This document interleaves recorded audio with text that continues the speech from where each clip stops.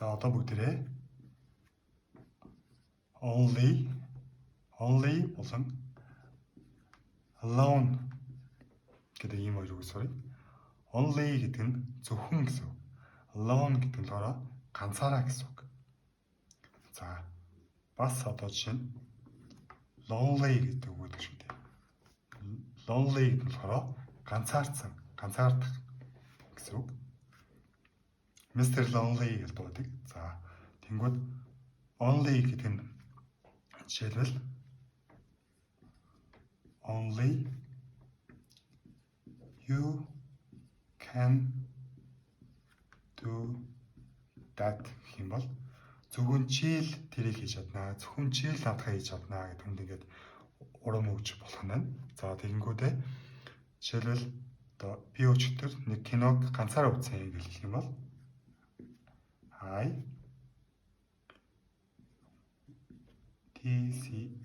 watch гэдэг нь одоо кино ч юм уу ямар зүйлийг үзхийг хэлдэг.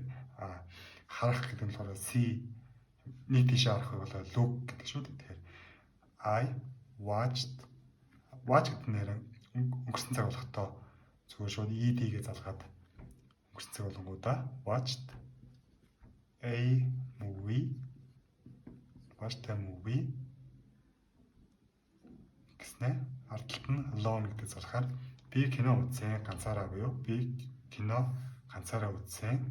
Тэгэл yesterday өчигдөр гэд хэлж байна.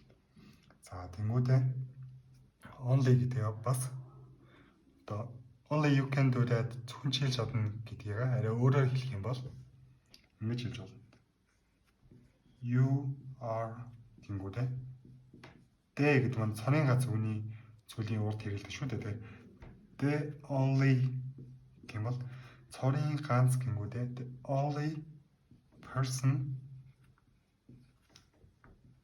гэдэг нь хүн гэсэн шүү дээ. Тэгэхээр чи бол цорын ганц хүн гингүүдээ who гэдэг нь хэн гэсэн үг. Тэгэхээр who can do that гэхээр чи бол тэр зүйлийг хийж чадах хэн юм бэ гэхээр цорын ганц хүн шүү. Чи тэр наадхаа хийж чадах цорын ганц хүн бол чи шүү гэдэг